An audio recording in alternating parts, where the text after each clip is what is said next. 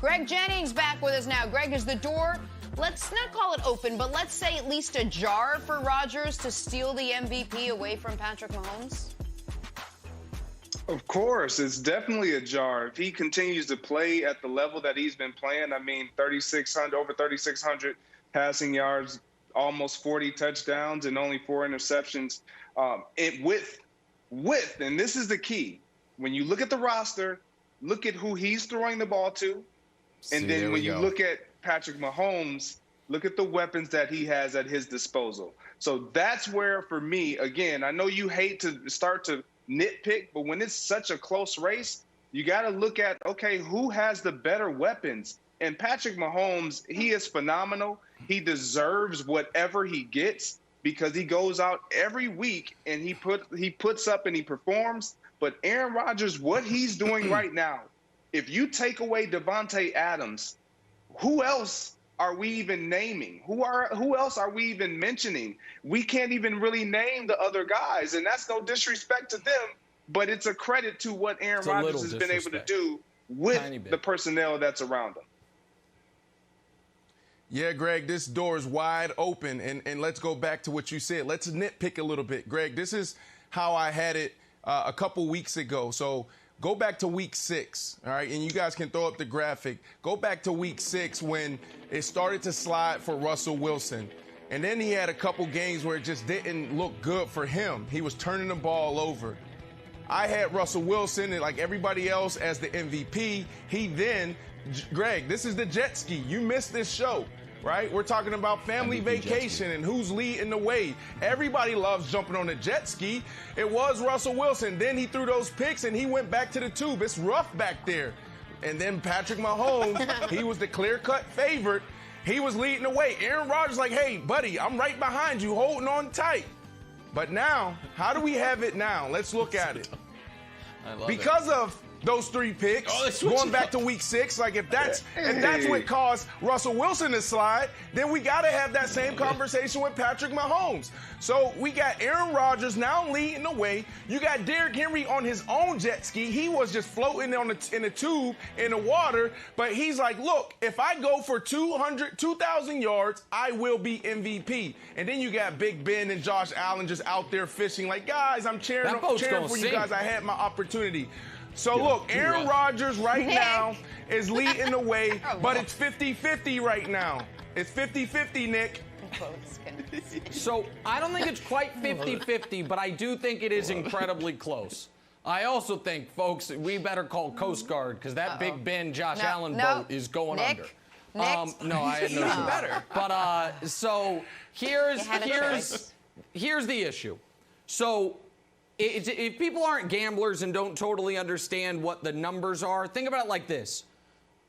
Gambling-wise, going into Sunday morning, the Mahomes had a 28-3 Falcons over the Patriots type of lead in this. It wasn't over, but it was damn close.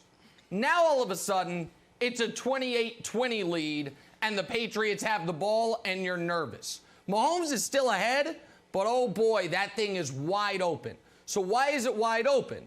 Well, because they are essentially tied completion percentage, yards per attempt, and turnovers, total turnovers.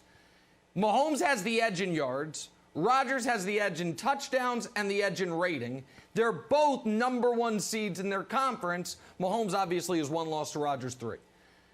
The reason I am giving Mahomes the edge, Wilds, is because they each have had some multi-turnover games this year. Mahomes has 1, the one we just saw. Rodgers has 2, the Colts game and the Bucs game. The Bucs game in particular, his turnovers swung that game. They weren't able to overcome it. He didn't play well, and they lost. It was the worst game, arguably, of his career. They scored 10 points, I think. Yeah, it was 10 points. They got, I think, 38 straight put on him, and he had a 35 passer rating. Mahomes had 2 first-quarter picks in this game against Miami. He rallied, played great the rest of the way. He did throw 1 more pick on an unbelievable Xavier Howard play, but that's when they were up 20 and essentially had already put the game away. So you can't say Mahomes has cost his team a game. Rodgers, of his 6 interceptions this year, or 6 turnovers this year, pardon me, 2 came against the Bucs in a game they lost. 2 came against the Colts in a game they lost. So I agree with Greg that, listen, this is a Beyonce-Rihanna situation. There's no wrong answer. But right now, the slight edge to me, Wilds, goes to Patrick Mahomes. But Mahomes doesn't have any national TV games left. He's got a very tough Saints defense coming up. Meanwhile, Rodgers in 2 weeks gets the Titans secondary on national television, and that could sway it in his favor, Wilds. I know, but I'm going to go to Greg here. Greg, do you feel, because you brought it up, that Mahomes has too many weapons, not only on the field, but I'm going to argue that Andy Reid and Eric Bieniemy, for their genius, is probably also hurting them. The other thing that's helping Rodgers is this little Karl Malone factor. Like when Karl Malone won the MVP award over Jordan, one of the things was, like, the narrative was like Karl Malone's getting old and Karl Malone worked out and look at Karl Malone, he's back. So you take all those factors in, it's like, maybe Aaron Rodgers. But when you actually watch the games, and Mahomes is putting on a circus, and they look like they're in total control at all times, despite the 3 interceptions, I'm still giving my vote to Patrick Mahomes. And here's why also. As much as I would like to make the case, and I tried to make a case for undefeated Big Ben to get Nick mad, now that Big Ben lost, my imaginary vote is going to Mahomes. I'm sorry. If you, I don't think you have a vote, but you should now that you're a media member calling games, Greg. Who is your vote going to, point blank, period? Point blank, period. My vote is going with Aaron Rodgers. And it's simply because of what you just said, what he's been able to do with less. And it's because of the story of he was done. I was critical of him last year.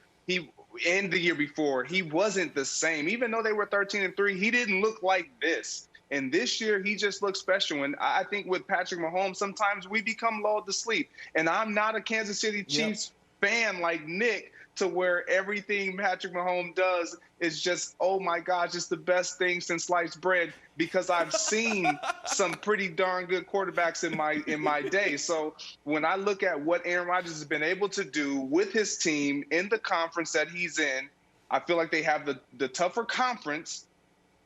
And when you look at his personnel, I go back to that. You get lulled to sleep with Patrick Mahomes because you have Travis Kelce, you have Tyreek Hill, you have Sammy Watkins, you have all these lists of names. You don't have all these options with Aaron Rodgers. And so you kind of pull for the guy that doesn't have as much. Listen, I love Greg Jennings. I think, by the way, he's been doing a phenomenal job calling games this year, full schedule of games. It's been a delight to listen to you every week.